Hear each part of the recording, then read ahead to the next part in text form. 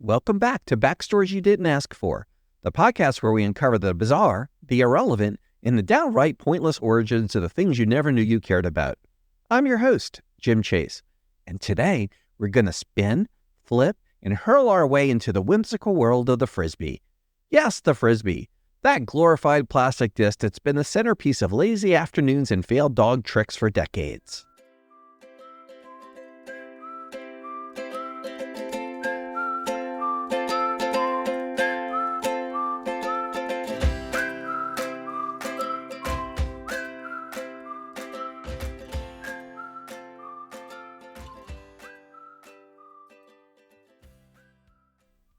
Picture this. It's the 1940s.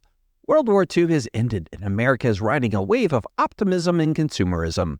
People are craving new entertainment and recreational activities. Enter the humble pie tin. Yes, folks, our beloved Frisbee started its illustrious career as a pie tin. You can almost hear the collective groan of every aspiring inventor who spent years in the basement trying to create the next big thing. Our story begins with a company called the Frisbee Pie Company in Bridgeport, Connecticut. College students, being the resourceful and slightly bored individuals they were, discovered that the empty pie tins could be tossed around for a bit of fun. They'd yell "Frisbee" as a warning before launching one of these makeshift flying discs around the quad. It's like the 1940s version of yelling "four" in golf, but with a bit more pastry residue. But wait, it gets better, because why settle for a simple pie tin when you can rebrand it, market it, and turn it into a cultural phenomenon? Enter Walter Morrison, a man with an eye for opportunity and a flair for naming things. Walter and his partner Warren Franchoni took the pie tin concept and decided to create something specifically designed to fly. They called it, wait for it, the flying saucer. Creative, right? But hey, this was the era of the UFO sightings and alien hysteria, so why not cash in on the paranoia? Morrison and Franchoni's flying saucer was a hit, but as all great partnerships do, theirs hit a snag. Morrison bought out Franchoni's shares and rebranded the product the Pluto Platter, in a stroke of marketing genius that tied the toy to the 1950s fascination with space. Spoiler alert, it still looked a lot like a plastic disc, but now it had an out-of-this-world name. Fast forward to 1957, when the Whammo Manufacturing Company, those visionaries behind such timeless classics as the hula hoop and the slip and slide, saw the potential in Morrison's design. They bought the rights to the Pluto Platter and in 1958 rebranded it once more. Thus, the Frisbee was born. Whammo's founders named it after those college students' pie tins, cementing its place in history. Let's pause here for a moment to appreciate the marketing brilliance. Whammo didn't just sell a plastic disc, they sold an experience, a lifestyle. They hosted Frisbee demonstrations, contests, and even created the official rules for Frisbee sports. They essentially told people, you've been throwing this wrong your entire life. Let us show you the Whammo way. And the people ate it up. They bought millions of Frisbees, each one a ticket to an afternoon of fun, frustration, and the occasional black eye. It wasn't just a toy. It was a movement.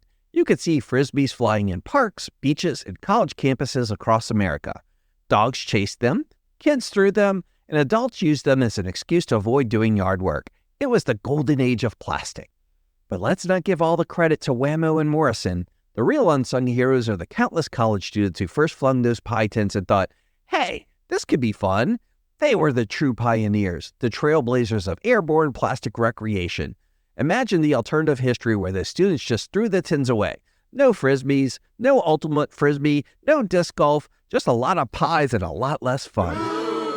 Speaking of fun, let's dive into some of the more, shall we say, creative uses of the Frisbee over the years. Beyond the standard throwing catch, people have come up with some truly bizarre Frisbee activities. There's Frisbee tic-tac-toe, where you can toss the disc to land on a giant tic-tac-toe board. Or how about Frisbee bowling, which is exactly what it sounds like, using Frisbees to knock down pins. And then there's Guts, a game where the goal is to throw the Frisbee as hard as possible and make your opponents flinch. It's like dodgeball with less strategy and more bruises.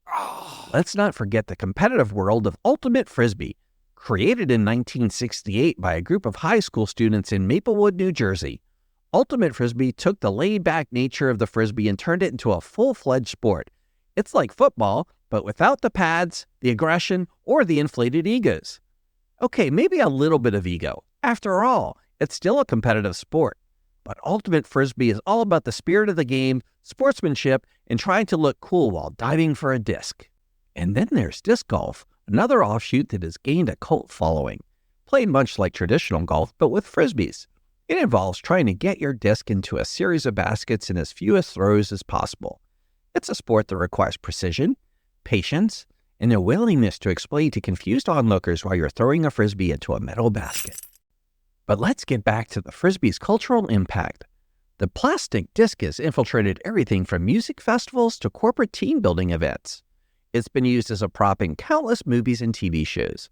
Heck, it even made it into the Smithsonian. Yes, the Smithsonian, that hallowed hall of American history and achievement, has its own frisbee collection, because nothing says American innovation like a plastic disc that you can throw around. The frisbee has also inspired a whole genre of humor. Think about it. How many times have you seen someone try to throw a frisbee only to have it go wildly off course, hitting a tree, a person, or landing in the one spot that's impossible to retrieve it from? The frisbee fail is a timeless comedy trope, a moment of humble pie, pun intended, for anyone who overestimates their throwing abilities. And speaking of throwing abilities, let's discuss the various throwing techniques that evolved over the years. There's the basic backhand throw, which is Frisbee 101. Then there's the forehand or flick for those who want to look a little more professional.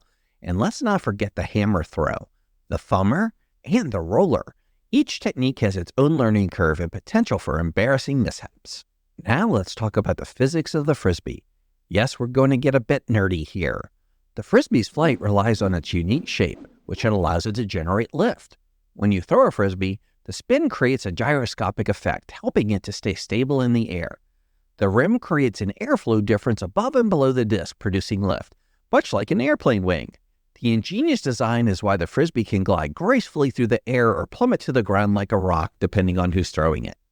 Let's dive deeper into the science behind it. You see, when you throw a frisbee, you're engaging in a delicate dance with physics. First off, there's the spin. The more spin you put on the disc, the more stable it becomes. It's like giving your frisbee a little pep talk. You can do this. You can fly straight. The gyroscopic effect of the spin helps the frisbee resist tilting off its axis. It's the same principle that keeps it top spinning upright, just with a lot more chances for you to look foolish. Hello. Then there's the shape. The frisbee's iconic curved edge, known as the rim, plays a crucial role in its flight. The rim causes the air to move faster over the top of the disc than underneath it, creating low pressure above and higher pressure below. This pressure difference generates lift, allowing the frisbee to stay aloft. It's basically a tiny flying wing, a marvel of aerodynamics that doubles as a dog's favorite chew toy. But let's not forget about the angle of release. This is where things get tricky.